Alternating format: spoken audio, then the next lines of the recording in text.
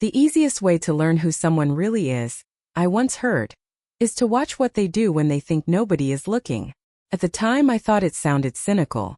A few weeks later, I became the person putting that idea to the test.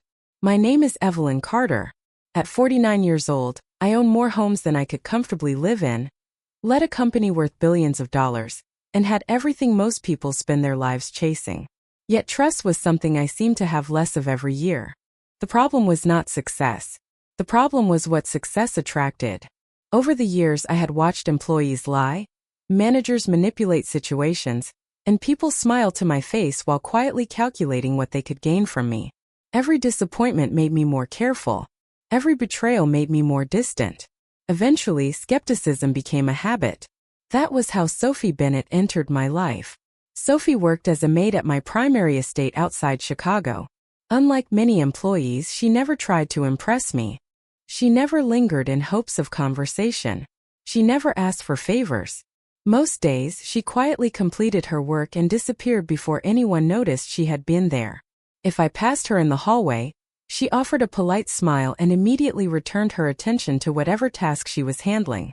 There was something unusual about that. People often changed around power. Sophie never seemed to. One rainy Tuesday morning, I was reviewing reports in my sitting room when I noticed her through the doorway arranging fresh flowers on a nearby table. She moved carefully, almost as if she were afraid of disturbing the room itself. For some reason I found myself watching. Not because she was doing anything remarkable, because she seemed completely genuine.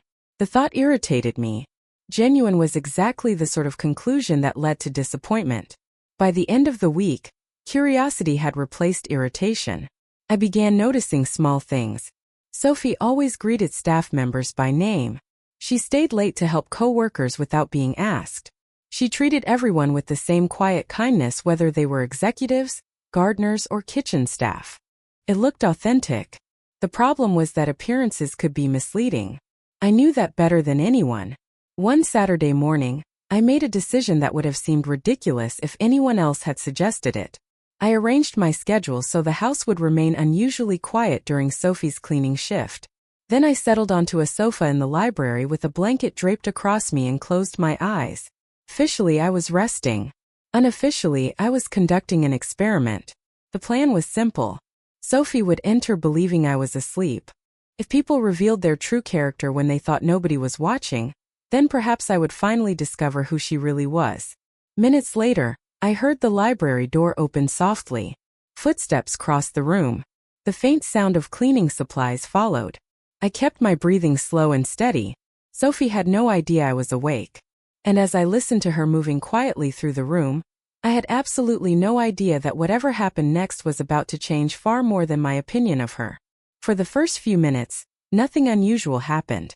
I listened to the soft sounds of dusting, organizing, and careful footsteps moving across the library's hardwood floor. Sophie worked quietly, almost invisibly. Most people would have filled the silence somehow. A humming tune, a phone call, a conversation with themselves. Sophie did none of those things. She simply focused on her work. Eventually, I heard her pause near the sofa. My attention sharpened immediately. This was the moment I had been waiting for. What would she do when she thought nobody was watching? Several seconds passed. Then I heard the faint rustle of fabric. Carefully, without disturbing me, Sophie adjusted the blanket that had slipped partially onto the floor. The gesture was so natural and unplanned that it caught me off guard. She could have ignored it. Instead, she took the time to make sure I was covered properly. I kept my eyes closed. A moment later, she moved toward the large windows overlooking the estate grounds. Morning sunlight had begun pouring through the glass. Through barely opened eyelids, I watched her study the room. Then she crossed to the curtains and gently adjusted them so the brightest sunlight no longer fell directly across my face. Again, it was a tiny thing. Practical. Thoughtful. Completely unnecessary. Yet something about it stayed with me. Sophie returned to her work. For the next 20 minutes, she cleaned quietly around the room. Twice she stopped to check whether her vacuum might be making too much noise. At one point, she actually unplugged it and finished part of the room by hand rather than risk waking me. The longer I watched, the more confused I became. There was no audience. No supervisor. No reward waiting for her. Everything she was doing came from instinct. Then something happened that completely shattered my expectations. Near the fireplace sat a framed photograph of my parents taken decades earlier. While dusting the mantel, Sophie picked up the frame carefully. Most employees barely glanced at family photographs. Sophie studied it for a second and smiled softly. "You both look happy," she whispered. Her voice was barely audible. "I hope she misses you as much as it looks like you loved her." I froze. The photograph showed my mother and father. My mother had passed away years ago. Sophie had no way of knowing that. She set the frame back exactly where it belonged and continued working. I could not stop thinking about what she had said. There had been no performance in her voice. No attempt to impress anyone. She genuinely believed she was alone. And yet she spoke with kindness to people who could not hear her. By the time she finished cleaning, my original plan felt ridiculous. I had expected to discover flaws. Self-interest. Carelessness. Something that would justify my skepticism. Instead, I had witnessed something far more unsettling. Authentic goodness. Before leaving, Sophie glanced toward the sofa one final time. "You look exhausted," she murmured quietly. "I hope you get some rest." Then she turned off a nearby lamp, collected her supplies, and slipped out of the room. The door closed softly behind her. Silence returned. I opened my eyes and stared at the ceiling. For several minutes I did not move. I had spent years believing that everyone revealed selfish motives when nobody was looking. Yet Sophie Bennett had just revealed the opposite. And somehow, that realization affected me far more than I wanted to admit. The test was over. The problem was that instead of answering my questions, it had created an entirely new one. Why could I not stop thinking about her? I wish I could say I forgot about that morning. I did not. In fact, the opposite happened. The more I tried to move on, the more often Sophie Bennett appeared in my thoughts. It started with small things. During meetings, I would suddenly remember the way she adjusted the curtains so sunlight would not reach my face. While reviewing reports late at night, I would find myself thinking about her quiet voice speaking to a photograph she believed nobody would ever hear. None of it made sense. Sophie had not done anything extraordinary. She had simply been kind. Yet somehow that felt rarer than any business achievement I had encountered in years. Over the following weeks, I began noticing her everywhere. Not in a deliberate way at first. I would walk through the estate and happen to see her helping kitchen staff carry supplies. I would pass through the garden and find her assisting one of the elderly groundskeepers after a long afternoon in the sun. She never seemed interested in recognition. In fact, she often looked embarrassed when people thanked her.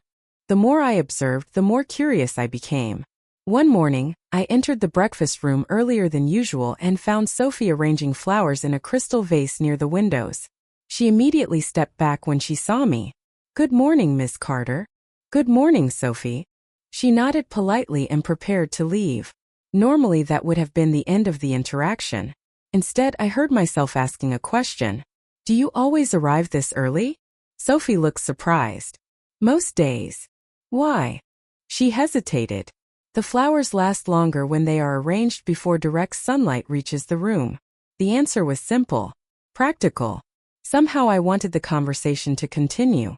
"You know a lot about flowers." A faint smile appeared. "My grandmother taught me."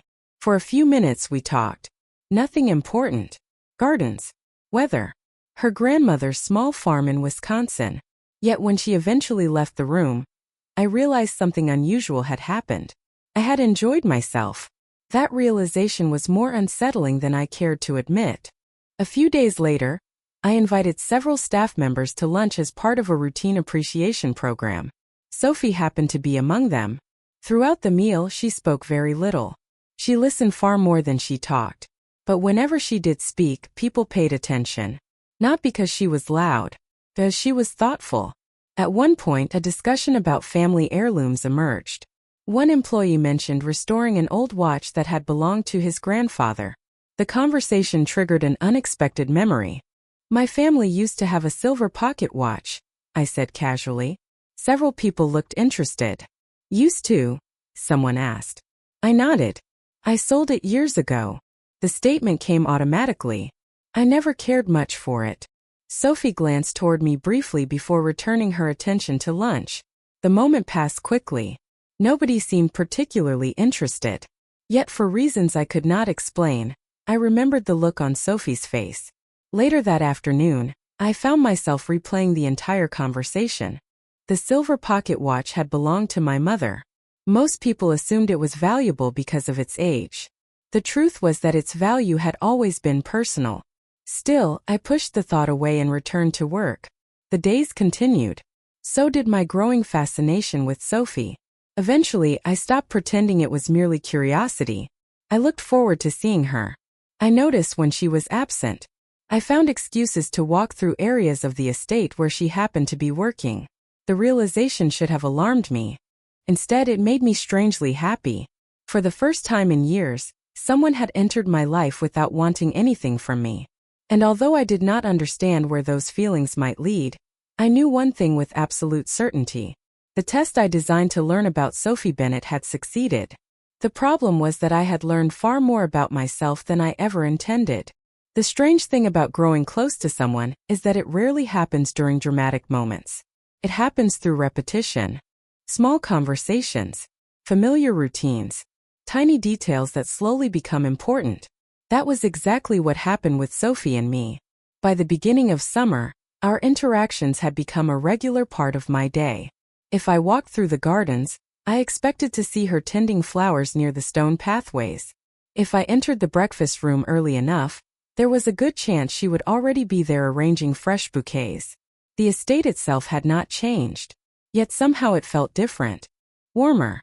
More alive. One afternoon I found Sophie reading a book beneath a large oak tree during her lunch break. The sight surprised me. Most employees spent breaks scrolling through their phones. Sophie sat quietly with a paperback novel balanced on her lap. "Any good?" I asked. She looked up so quickly that she nearly dropped the book. "Miss Carter." That did not answer my question. A faint blush appeared on her cheeks. "It is very good. What is it about?" For the next 10 minutes, she explained the story with a level of enthusiasm I had never seen from her before. Her eyes brightened. Her hands moved while she spoke. She became animated in a way that felt completely different from the shy employee I first met. I found myself smiling. Not because of the book. Because she was happy. Eventually Sophie noticed my expression and stopped talking. "I am sorry." "For what?" I was rambling. "You were not." I sat beside her on a nearby bench. "Actually, I think that is the most you have ever said to me." She laughed softly. The sound lingered in my mind long after the conversation ended. From that point forward, I began creating increasingly transparent excuses to spend time with her. Sometimes I asked for recommendations about books I had no intention of reading. Sometimes I requested opinions on renovations that professional designers had already approved. Once I spent 20 minutes discussing roses despite knowing absolutely nothing about gardening. Sophie never seemed suspicious. If anything, she appeared grateful that someone was interested in the subjects she loved. One evening, we walked through the estate gardens after most staff members had gone home. The sun was setting beyond the trees, casting golden light across the property. Sophie paused near a flower bed and smiled. "This is my favorite part of the day." "Why?" I asked. "Everything becomes quieter." She looked around. "You can actually appreciate things when nobody is rushing." I followed her gaze. For years, I had owned the property without truly seeing it. Yet standing there beside her, I noticed details I normally ignored. The scent of flowers. The evening breeze. The sound of birds settling into nearby trees. "You make ordinary things sound important," I said. Sophie smiled. "Maybe they already are." The simplicity of her answer stayed with me. As we continued walking, our conversation shifted toward family, childhood memories, and favorite places. For the first time, I found myself sharing stories I rarely discussed. Not because Sophie asked, because talking to her felt easy, safe. Then, unexpectedly, the distance between our worlds became impossible to ignore. We rounded a corner and encountered several business associates visiting the estate. Their expressions changed immediately when they saw us together. Polite smiles appeared. Questions followed. Curious glances lingered longer than necessary. Sophie noticed it too. Her posture stiffened. The easy comfort from moments earlier disappeared. After the visitors left, she grew noticeably quieter. Something wrong? I asked. She shook her head. No, the answer arrived too quickly. Sophie. She sighed softly. Sometimes I forget who you are. The words caught me off guard. And who am I? She looked toward the mansion. You are Evelyn Carter. Her voice remained gentle. You own all of this. For a moment neither of us spoke. The truth stood between us. I was a billionaire CEO. She was a maid working on my estate. No amount of pleasant conversations could erase that reality. Yet as I looked at Sophie standing beside me in the fading sunlight, another truth felt equally undeniable. I no longer cared about the difference nearly as much as I should have. After that evening in the garden, something changed between us. Not dramatically. Not all at once. It was more subtle than that. Sophie became slightly more careful around me, and unfortunately I became much more aware of her. The difference in our lives had always existed. We had simply chosen not to look directly at it. Now it stood between us every time we spoke. A few days later, I found her arranging flowers in the sunroom.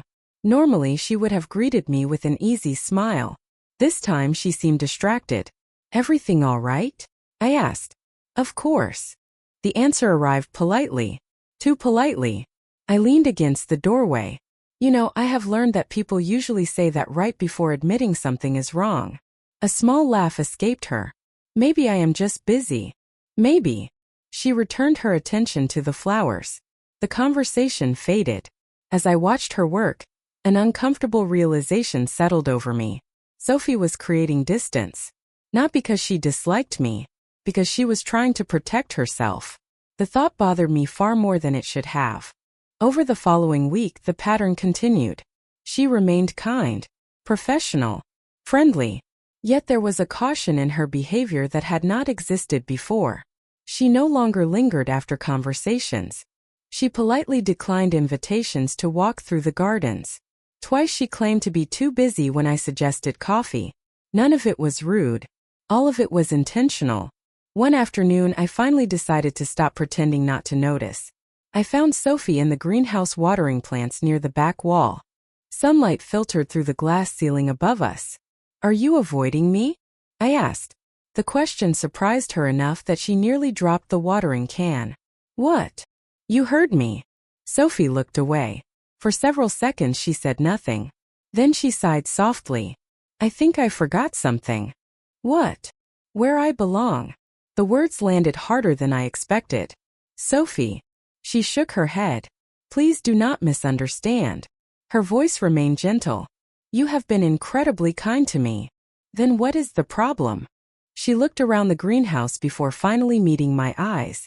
You live in a world that I do not. I wanted to argue immediately. Instead, I listened. You travel whenever you want. You meet presidents and investors. You own companies. A sad smile appeared. I worry about grocery prices. That does not matter to me. Maybe not. Her expression softened. But it matters to reality. Neither of us spoke for a moment. Deep down, I understood what she was saying. The gap between us was real. No amount of pleasant conversations could erase it. Yet hearing her say it aloud felt unexpectedly painful. You know what I think? I finally asked. What? I think you are using reality as an excuse. Sophie blinked. For what? For being afraid. The silence that followed was immediate. She stared at me. I stared back. Neither of us looked away. Then, for the first time since I had met her, Sophie seemed genuinely vulnerable. Maybe I am, she admitted quietly. And as I stood there watching her, I realized something that frightened me more than any business risk I had ever taken. I did not want her to walk away. Not because she worked for me. Not because she impressed me. But because somewhere along the way, the shy maid I had once decided to test had become the person I looked forward to seeing most. After our conversation in the greenhouse, I stopped pretending that my feelings were merely curiosity. Curiosity does not keep someone awake at 2 in the morning. Curiosity does not make a person rearrange an entire schedule just to spend an extra 10 minutes with someone. Curiosity certainly does not make a 49-year-old CEO smile at her phone after receiving a simple message about roses blooming near the south garden. Whatever this was, it had moved far beyond curiosity. The problem was that Sophie seemed determined to keep one foot pointed toward the exit. A few days later, I found her sitting alone on a stone bench near the fountain at the center of the estate. The evening air was cool, and the sky above us glowed with shades of orange and gold. For a moment I considered walking away. Then Sophie noticed me and smiled. The sight immediately ruined any chance of leaving. "Beautiful evening," I said as I sat beside her. "It is." She looked toward the fountain. "This place always feels different at sunset." "Different how?" Sophie thought for a moment. "Less intimidating." I laughed. "You think a fountain is intimidating?" "Not the fountain." Her eyes drifted toward the mansion. "Everything else." I followed her gaze. The sprawling estate stretched across acres of land. The grand stone architecture, the gardens, the guest houses. For years I had seen it as property. Through Sophie's eyes, I suddenly understood how overwhelming it must appear. "You know," I said quietly, "most of the time it feels intimidating to me too." Sophie turned toward me. "I do not believe that." "It is true." I smiled faintly. "The larger your world becomes, the more people expect from you." She studied me carefully. "That sounds lonely." The honesty of the observation caught me off guard. "Sometimes it is." Neither of us spoke for several seconds. The fountain continued splashing softly beside us. Then Sophie surprised me. "I think people see your success before they see you." Her voice was gentle. "That must be exhausting." No executive, no investor, no board member had ever described my life more accurately. Something shifted inside me at that moment. I realized that Sophie understood parts of me I had never intentionally shared. Not because I explained them, because she paid attention. Over the next several weeks, we began spending more time together again. Slowly, carefully, the distance she had created started to fade. We shared morning coffee in the sunroom. We walked through the gardens after work. We debated books and movies and ridiculous news headlines. Every conversation left me wanting another. One afternoon, while helping prepare decorations for a charity event on the estate, Sophie accidentally got a streak of blue paint across her hand. She stared at it in frustration. I laughed. "What?" she asked. "Nothing." "You are laughing at me." "Maybe a little." She held up her paint-covered hand. "This is not funny. Actually, it is adorable." The moment the word escaped my mouth, silence followed. Sophie's eyes widened slightly. Mine probably did too. For one terrifying second, neither of us moved. Then Sophie looked away, and a faint blush appeared on her cheeks. My heart reacted in a way that should have been medically concerning. That evening, after returning to my office, I sat alone staring out the window. Chicago shimmered in the distance beyond the estate grounds. The city looked exactly the same as it always had. I did not. The truth had become impossible to avoid. I cared about Sophie Bennett more than anyone else in my life. More than colleagues. More than business partners. More than the endless list of people who occupied my professional world. When she smiled, my day improved. When she seemed distant, I felt it immediately. When she was happy, I found myself happy too. It was a terrifying realization. It was also the most honest one. For years, I had built walls to protect myself from disappointment. Somehow, without force, without manipulation, and without even trying, Sophie had walked straight through every one of them. And for the first time in a very long time, I was not afraid of what I felt. I was afraid of losing it. For a while, I allowed myself to believe that happiness could remain simple. Looking back, that may have been my biggest mistake. Life has a way of testing fragile things the moment we begin trusting them. By early autumn, Sophie and I had settled into a rhythm that felt natural. We spent time together whenever our schedules allowed. We shared meals. We talked about books, family memories, and dreams we had never spoken aloud before. The estate no longer felt like a workplace when she was nearby. Felt like home. That illusion lasted until a Thursday afternoon changed everything. I was attending a board meeting downtown when Sophie remained at the estate helping prepare guest rooms for a charity fundraiser. The meeting itself was routine and painfully long. Halfway through, my assistant, Linda, entered carrying several folders. As she organized documents beside me, she casually mentioned something that immediately made my stomach tighten. It is funny how things worked out with Sophie, she said. I honestly thought she would discover your little experiment months ago. My heart stopped. What did you say? Linda blinked. The sleeping test. The room suddenly felt smaller. Linda. Her expression changed instantly as she realized her mistake. Oh no. Every possible disaster flashed through my mind at once. Who else heard that conversation? I asked. Nobody. Her answer came quickly. At least I do not think so. Unfortunately, neither of us knew that certainty would not matter. Because while Linda had been speaking to another employee earlier that morning, Sophie had accidentally overheard enough to piece the truth together herself. I did not learn that until later. When I returned to the estate that evening, something felt wrong immediately. The staff greeted me normally. The house appeared unchanged. Yet the familiar sense of anticipation I usually felt when searching for Sophie was replaced by unease. I found her near the garden terrace just before sunset. She stood alone overlooking the property.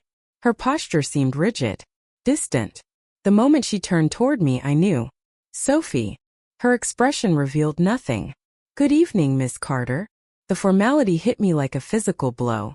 Do not do that. Do what? Call me that. She looked away. Why not? Every instinct told me to be careful. What happened? Sophie laughed softly, though there was no humor in it. I think a better question would be whether anything happened naturally at all. My chest tightened. You know. She finally met my eyes. The hurt there was impossible to miss. You pretended to be asleep. Silence settled between us. I could have denied it. I could have tried to explain immediately. Instead, I told the truth. Yes. Sophie nodded once. How long? What? How long did you spend watching me before deciding I was worth your attention? The question hurt because I understood why she was asking it. That is not what happened. Then tell me what happened. Her voice remained calm. That somehow made it worse. Because right now it feels like our entire friendship started as an experiment. Sophie, listen to me. Was I being evaluated? I opened my mouth, closed it, then answered honestly. At first, yes. The words landed exactly as badly as I feared. Sophie stared at me for several seconds. The disappointment in her eyes was far worse than anger. I trusted you. I know. Did you? She asked quietly. Because people do not usually test someone they trust. I had no response. Not one that sounded convincing. For the first time since we met, the distance between us felt impossible to cross. Sophie took a slow breath and stepped back. I thought everything between us was real. It was real. The answer came immediately. Every conversation, every moment, every feeling. Her eyes filled with sadness. Maybe for you. Before I could stop her, she turned and walked away. I stood there watching her disappear across the garden path as the last sunlight faded behind the estate. And for the first time since that morning in the library, I understood the true cost of the choice I had made. I had created a test to discover whether Sophie Bennett was trustworthy. Now I was the one who had failed. The days that followed felt longer than entire years. Sophie still worked at the estate, but the easy warmth that once existed between us had vanished. Every interaction became brief and carefully professional. Every smile disappeared almost as quickly as it appeared. I told myself to give her space. I told myself she deserved time to process what had happened. Unfortunately, patience became much harder when every day felt like losing her a little more. One rainy afternoon, I returned to the estate earlier than expected after a canceled meeting in New York. The house was unusually quiet. Most of the staff had already finished their shifts. As I crossed the main hallway, I noticed Sophie emerging from a storage room near the west wing. For a moment our eyes met. Then she looked away. Good afternoon, she said politely. Good afternoon. The conversation ended there. She continued walking. I continued standing still, wondering how two simple words could feel so painful. Later that evening, another problem emerged. While organizing documents for an upcoming charity auction, I received a call from my attorney regarding several family assets that had remained in storage for years. The conversation itself was ordinary. What mattered was where it took place. Sophie happened to be working nearby, cataloging decorations in the adjoining room. I had no idea she could hear part of the discussion. Yes, I said into the phone. The silver pocket watch is still in the family vault. Silence followed as I listened. No, I have never sold it. More silence. I considered it years ago, but I could not do it. After ending the call, I returned to my paperwork without another thought. Sophie, however, had heard enough. The next morning, I noticed something different immediately. The disappointment in her eyes had transformed into something else. Confusion, suspicion, questions. First, I did not understand why. Then everything became clear. During lunch several months earlier, I had casually told staff members that I sold the silver pocket watch years ago. Sophie remembered. Now she knew that statement had not been true. The realization created a second fracture where only one already existed. Late that afternoon, she asked if we could talk. My heart immediately accelerated. We met in the library, the very room where everything had begun. The irony was impossible to ignore. Sophie stood near the fireplace while I remained beside the windows. There is something I need to ask you, she said. Okay. Her expression remained calm, but I could sense the emotion beneath it. The silver pocket watch. My stomach tightened. What about it? You told everyone you sold it years ago. I said nothing. Yesterday I overheard your phone call. Her gaze never left mine. You still have it. The room became painfully quiet. Yes. Sophie nodded slowly. Why? Such a simple question. Such a difficult answer. It is complicated. A sad smile appeared. That seems to be happening a lot. The words hurt because they were true. Sophie. First the test. She looked away briefly before returning her attention to me. Now this. Her voice softened. How am I supposed to know when you are being honest? I wanted to answer immediately. Instead, I found myself struggling for words. Because beneath her frustration was a deeper fear. The same fear that haunted me after she discovered the truth. Was any of it real? Had our connection been genuine? Or had it been built upon half-truths and omissions from the beginning? I never lied about how I felt, I said quietly. Sophie closed her eyes for a moment. But you did lie. I had no defense. Not one that sounded convincing. The silence stretched between us. Then Sophie took a slow breath. I think that is what hurts the most. Her voice trembled slightly. Every time I start believing you, I discover another reason not to. She turned toward the door. Panic surged through me. Please do not leave. Sophie stopped but did not turn around. For several seconds neither of us moved. Then she spoke so softly I almost missed it. I wish trusting you felt as easy as loving you. The words froze me completely. Before I could respond, she walked out of the library and disappeared into the hallway. The door closed behind her. I remained standing there long after she was gone, realizing that the woman I loved had finally revealed her heart. And at the exact same moment, I was closer than ever to losing it. After Sophie left the library, I spent the entire night awake. Her words repeated endlessly in my mind. I wish trusting you felt as easy as loving you. For years I had solved problems through strategy, preparation, and control. None of those skills seemed useful now. This was not a business crisis. It was not a negotiation. It was the simple consequence of my own choices. I had asked Sophie to trust me while withholding pieces of myself. Eventually, those choices had created exactly the distance I feared most. The following morning I made a decision. No more half-truths. No more carefully edited versions of reality.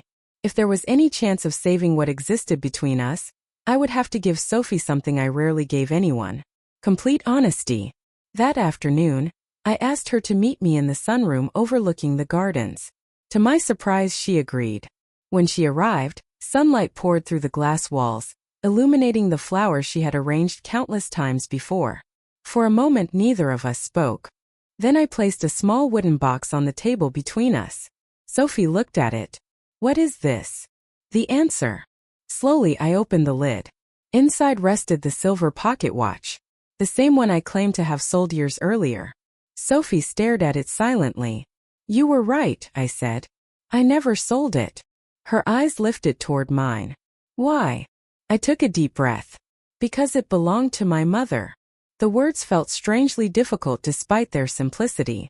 After she died, this was the last thing of hers that I could not bring myself to let go of. Sophie listened quietly. When people asked about it over the years, I started saying I sold it. I smiled sadly. It was easier than explaining the truth. Which was? I looked down at the watch. That I missed her. The silence that followed felt different from previous silences. Softer. Less hostile. The day I told everyone I sold it, I continued. I was repeating a story I had told for so long that it became automatic. I met her eyes. That does not excuse it. But it is the truth. Sophie remained quiet for several seconds. Why did you not tell me? The question carried no accusation this time. Only sadness. Because I was afraid. She blinked. Afraid. I laughed softly. Believe it or not, I am not very good at letting people see the parts of me that are broken. Sophie looked at the watch again. Then back at me. And the test. There it was. The question that mattered most. I nodded slowly. The test happened because I did not trust people. My voice remained steady. What I never expected was that it would lead me to someone worth trusting. Her expression softened slightly. Encouraged, I continued. Everything after that was real. I took a step closer. Every conversation. Every walk. Every laugh. Every feeling. The emotion in my chest became impossible to hide. You were never an experiment, Sophie. You became the most important person in my life. For a long moment she simply looked at me. Then she surprised me. You know what the worst part was? What? Not finding out about the test. Her voice trembled slightly. The worst part was thinking maybe none of it mattered to you the way it mattered to me. My heart broke hearing those words. It mattered. I shook my head. More than you know. Sophie looked away briefly before taking a slow breath. You really are terrible at this. I laughed despite myself. I know. A small smile finally appeared on her face. The sight felt like sunlight after a storm. Then something remarkable happened. Sophie reached across the table and gently closed the lid of the wooden box. People make mistakes, Evelyn. Her voice remained soft. The important thing is whether they are willing to be honest afterward. Hope returned so suddenly it almost made me dizzy. Does that mean? It means I am willing to try again. Relief flooded through me. For the first time in weeks, the distance between us disappeared. Not because the past had been erased. Because the truth had finally replaced it. Outside, the garden stretched beneath the afternoon sun. Inside, the future felt uncertain, imperfect, and wonderfully real. And somehow that made it even more beautiful. If this story touched your heart, comment the number 8.